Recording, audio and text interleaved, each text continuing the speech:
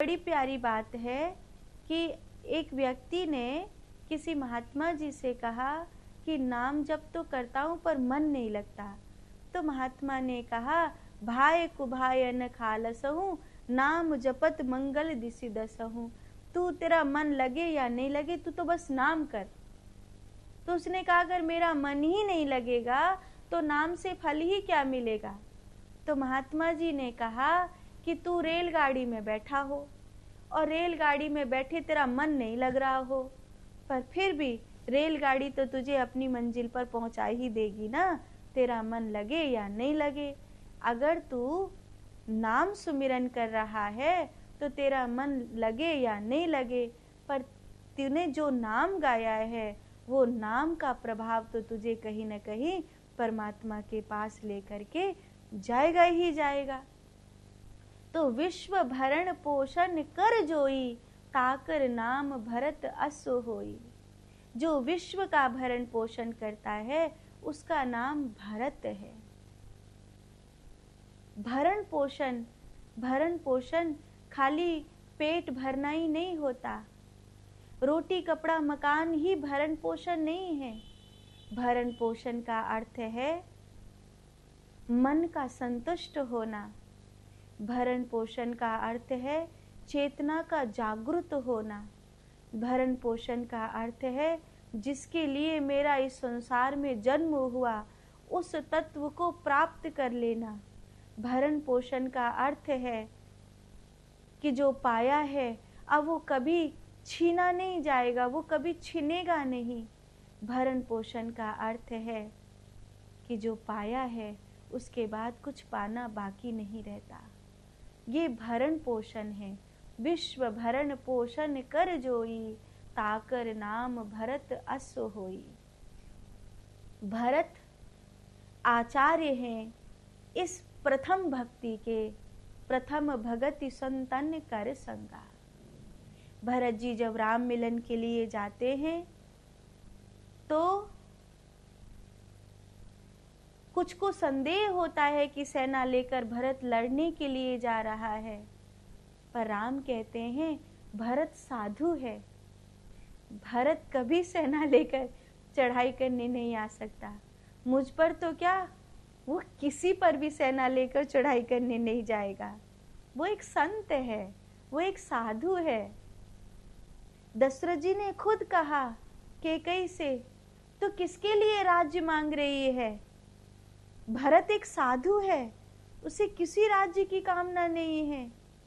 वो एक संत है, वो मेरे घर में महात्मा पैदा हुआ है रे कैकेयी, तो उसके लिए राज्य मांग रही है। वो तो महात्मा है, परमात्मा के चरणों की सेवा करने आया है, राजा बनने नहीं आया है वो। अगर तू उसे राजगद्दी पर बिठा भी देगी तो वो उस राजगद्दी पर भगवान की चरण पादुका रख के नीचे बैठ जाएगा। ऐसा साधु है वो, ऐसा महात्मा है वो। कौशल्या जी कहा करती थी, राम मणि है, राम मणि है, उसे कोई फर्क नहीं पड़ता कि कितनी आंधियां चल रही हैं दुनिया में, पर मेरा भरत दिया है, अगर थोड़ी सी तेज हवा चलेगी दुनिया की तो वो बुझ जाएगा। वो नहीं सह सकता, वो राम जैसा नहीं है।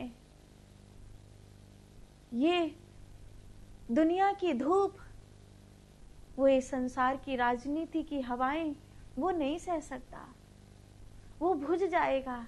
कौशल्या कहती थी राम मणि है, वो 14 बरस क्या पूरी जिंदगी भी वन में रह लेगा।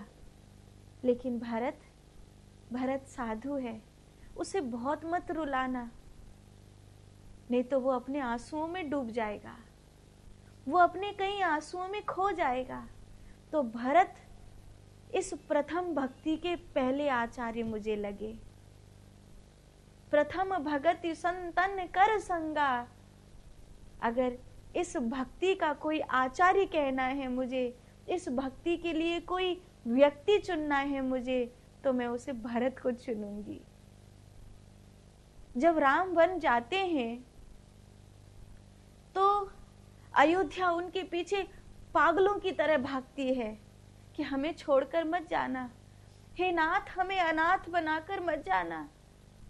रोते हैं, बिलखते हैं लोग, पीछे भागते हैं उनके लोग, लेकिन राम उनको सोता हुआ छोड़कर चले जाते हैं। और भरत से तो बस एक बार हाथ जोड़कर पूछा, क्या हमें भी ले जाओगे अपने साथ? और भरत ने कहा, ब्रह्म मुहूर्त में चलिएगा।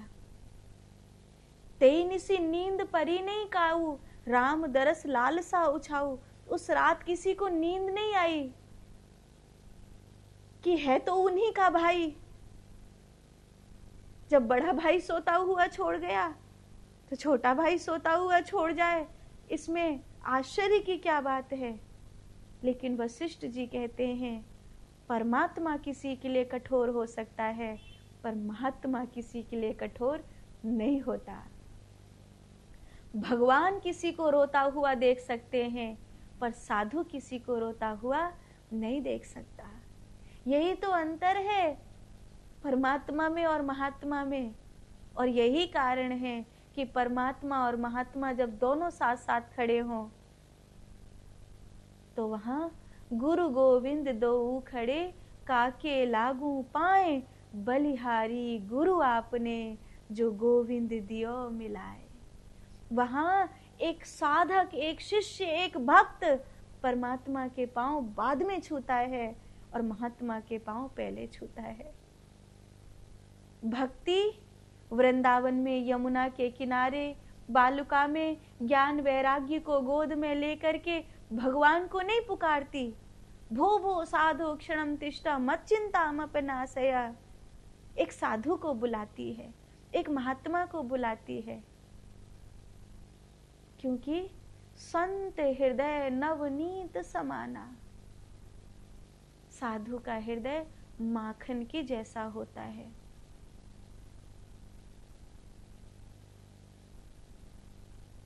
माखन में और घी में अंतर है। माखन घी से अधिक द्रवीभूत है, अधिक आर्द्र है।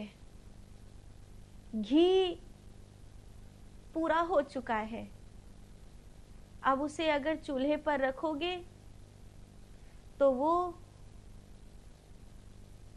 अपने आप को जलाएगा।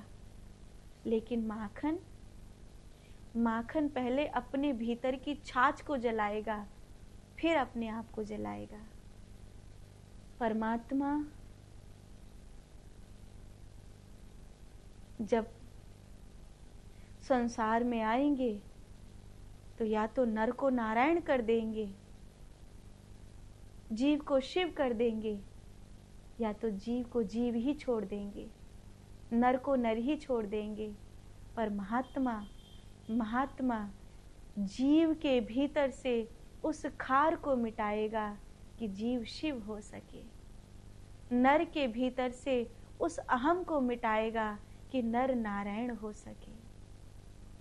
इसीलिए राम किसी को सोता हुआ छोड़कर जा सकते हैं, पर अवधवासियों भरत किसी को सोता हुआ छोड़कर नहीं जा सकता। लिख के रख लो, इसीलिए निश्चिंत होकर के सो जाओ। जब भोर होगी तो भरत के साथ हम यात्रा करेंगे, राम मिलन की यात्रा करेंगे। भरत साधु है, भरत संत है। माता कौशल्या चल दी, सुमित्रा चल दी, गुरुदेव वशिष्ठ चल दिए। केकई के घर में अंधेरा, द्वार बंद, दीप बुझ चुके, सब दास दासी छोड़कर केकई को जा चुके हैं। तब माँ कौशल्या कहती हैं, चल, अरे राम जननी चल, राम से मिलन के लिए तेरा भरत लेकर जा रहा है, चलेगी नहीं क्या? तो केकई कहती है, माँ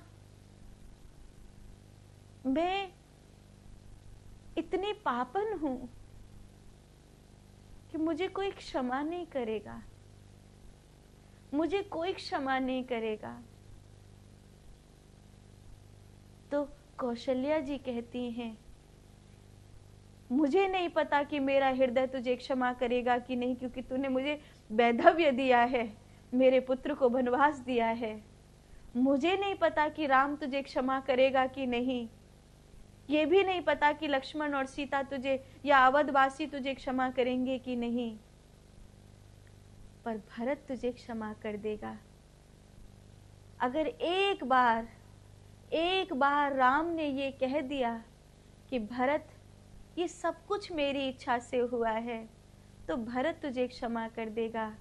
क्योंकि संत की कोई गर्दन भी उतार ले, संत का कोई जर्रा जर्रा उसे नोच ले, अगर एक बार परमात्मा मुस्कुरा कर कह दे कि ये मेरी मर्जी से हुआ है, तो संत खुशी खुशी राजी हो जाता है, अपने मारने वालों को क्षमा कर देता है। और ये हमने कलयुग में देखा भी है। जब हम जीसस की कथा सुनते हैं तो जीसस को यहूदियों ने वधस्पन पर लटका दिया था। उस वधस्पन पर कांटों का ताज पहनाकर, हाथों में कील ठोककर, उस तरह लटकते हुए जीसस के पूरे शरीर में से रोम रोम से अथाह पीड़ा हो रही थी, और 3 दिन उस पीड़ा में वो जीवित रहे। और जब उनकी आंखें खुली तो उन्होंने क्या कहा कि हे प्रभु, इन लोगों को क्षमा कर देना, क्योंकि इन्हें नहीं पता कि ये क्या कर रहे हैं। ये एक महात्मा का लक्षण होता है, ये एक संत का लक्षण होता है।